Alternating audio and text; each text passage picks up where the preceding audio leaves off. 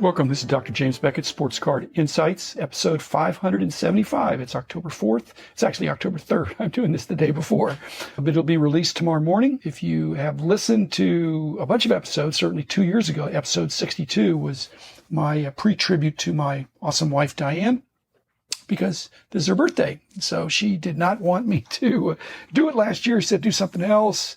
And I said, fine. But this year, I'm just going to give a quick update and then address a question that she had. So I'm not going to lay it on too thick.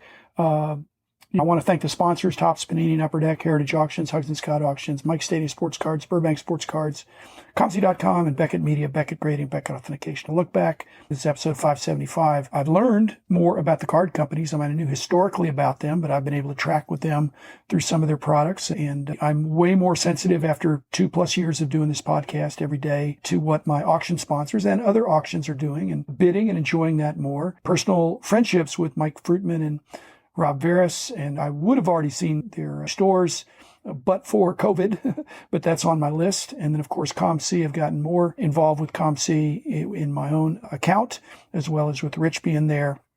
And, of course, Beckett Media, Beckett Grading, Beckett Authentication. I've sent increasing amounts of stuff to Beckett Authentication and Beckett Grading, and that's been great. So I want to thank the sponsors, and I try to give them business. I see them as sponsors, not as advertisers. There's a number of podcasts that do ads that are maybe necessary for some people. They're not for me. Ads that come at the beginning, at the end, and from situations that are not necessarily related to our industry. Again, it's a free world, but I'm glad I don't have to do that. And I'm glad my wife doesn't encourage me in that way either. She loves the fact that this is a self-sustaining, that I actually do fine with, that I have nice guests on the podcast. Again, she's met Rich and a few others, but she just thinks there's a bunch of nice guys, and she's right.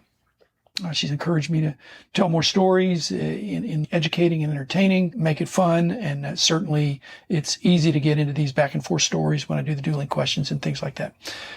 Yeah, 2 years ago, that was before COVID. Pre-COVID, and Diane just says, what a great blessing that you had already gotten this started. When COVID hit, you already had something you could fill up some time with. And so I probably have spent more time post-COVID than I did pre-COVID because I think I enjoyed it. And if you remember the short form episodes that I have done now, I hadn't done them at the point of when I did that episode with her. And actually that idea came from a close friend of hers, a guy that's like an uncle to our kids, and very digitally savvy, has a lot of good ideas. And when we have dinner with him, he's always got some ideas. And this is one of the ideas that I really ran with. And that was a lot of fun to take the pressure off, trying to do slightly under 15 minutes. So the shorter episodes allowed me to do some things that were either less serious or less intensive. The music, still staying with the music. I don't think I'm going to change it unless people tell me they're really tired of it. But it's just that they're just an 8-second snippet at the beginning and an 18-second snippet at the end. So hopefully that's not wearing anybody out. Social media is still not doing very much there. It's not that Diane has shirked in any way. I'm not active on social media really at all. She is. She'll occasionally tell me something that's going on, and she enjoys that. And I'm just not ready to fully engage with social media. I'm thinking about doing a little bit more each year. The post-production that I've continued to do, I've polished that up a little bit. I think I'm doing better on that. I get these pitches, emails, and phone calls and texts from people that say, hey, I could post-produce your podcasts, but I just don't know how to tell somebody how to edit it like I would edit it. So I want to take out stuff that I don't think is as important for our collecting audience. 2 years ago, when I did the first thing with Diane on her birthday, that was before Zoom. I don't think I even knew what Zoom was 2 years ago. So Zoom kicked in after COVID, obviously, and that actually has been a positive. I did not like doing the phone calls. I love doing in-person interviews. When I was on the phone, I couldn't see the person. So Zoom has been a great positive. Had a couple of glitches with Zoom, but for the most part, it's been a real positive. I've stayed with Podbean, and note that some of my other podcasting friends have changed podcast hosts, but I'm an extremely loyal person, so it's important that I make a good decision at the beginning because I'm probably going to stick with it. So Podbean has been my hosting service, and I think they've done largely a good job, and they've grown and improved their service, and I've added some other players to the mix as well. One of Diane's questions was about healthy athletes, not so much that they're GOATs, but in a sense that if Tom Brady is the GOAT of football quarterbacks, I don't think that's an accident. He's very healthy. If you look at LeBron and you think, well, he's like Michael Jordan and Kobe, only arguably bigger and stronger. But all those guys were great. But Tom Brady, why has he not just had great success, but individual success and team success and longevity. And she thinks part of it is overall fitness. All of a sudden now he's a little bit older.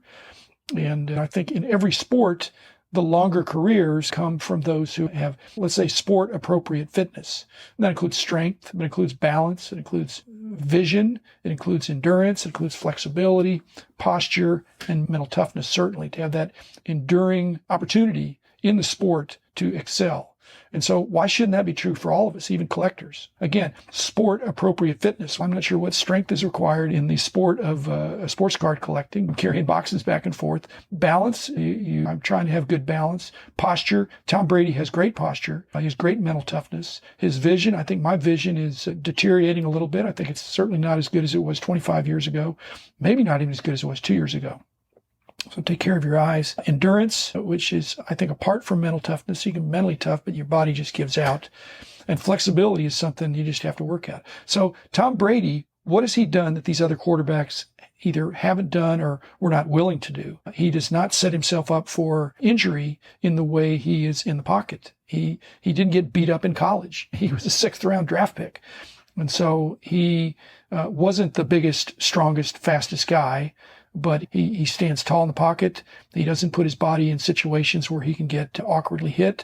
I think his coaches have pretty quickly realized that if he's well protected and he does these short drop, quick routes, that's going to be a recipe for success to get some big blockers, big offensive linemen up there. That also points out, I'm not saying that some of the other podcasters are missing the boat, but some of the analytical types have, I think, too much emphasis on the next game or last season or this season. I don't know that Diane's trying to make that point, but we've been talking about Tom Brady for a long time.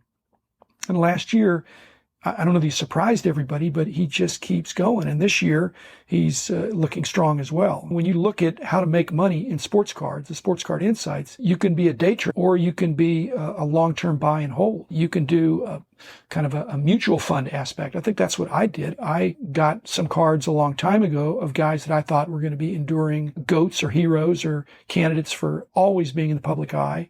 And I've just held them. Now, of course, I wasn't selling and I wasn't buying, but just holding that act, that they went up in value.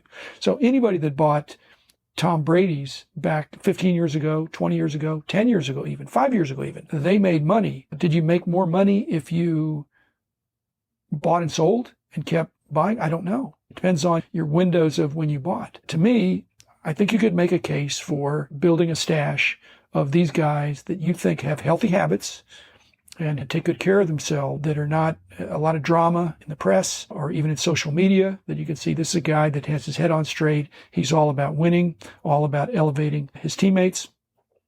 And if that's the case, why would you want to sell? I guess you could sell and then buy back, but you can't buy on the dip if there's never a dip.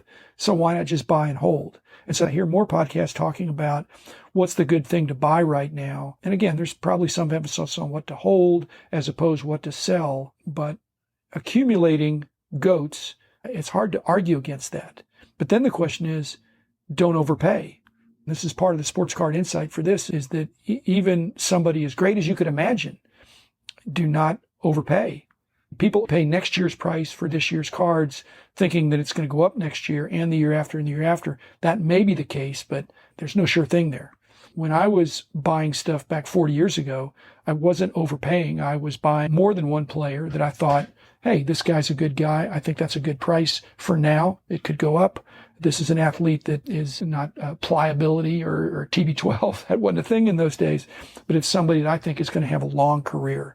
And so if you're going to hold to somebody that is going to have a short career, it better be like Sandy Koufax, where he's winning Cy Youngs and hardly ever losing when he was in his. At any rate, I love my wife. I love doing this podcast. I love the hobby. Maybe it's in that order. I don't know. But, happy birthday, Diane. And again, I hope Tom Brady will go a long way, because I think part of her message is that he's a good example for some of us guys that are older than being able to play basketball full court and go up and down, and to see a guy that's that age playing football at a high level is inspiring. And the fact that he takes care of himself is not an accident. So I think that's the subliminal message there to me and to all my friends. Take good care of yourself. What would Tom Brady do? He's probably taking time to stretch and put himself in environments that allow him to compete and win at a high level. So thanks, everybody. I look forward to many more episodes. Thank you, Diane, my muse and my inspiration. And I'll talk about her again maybe next year at this level of depth. And I'll be back again tomorrow with another episode.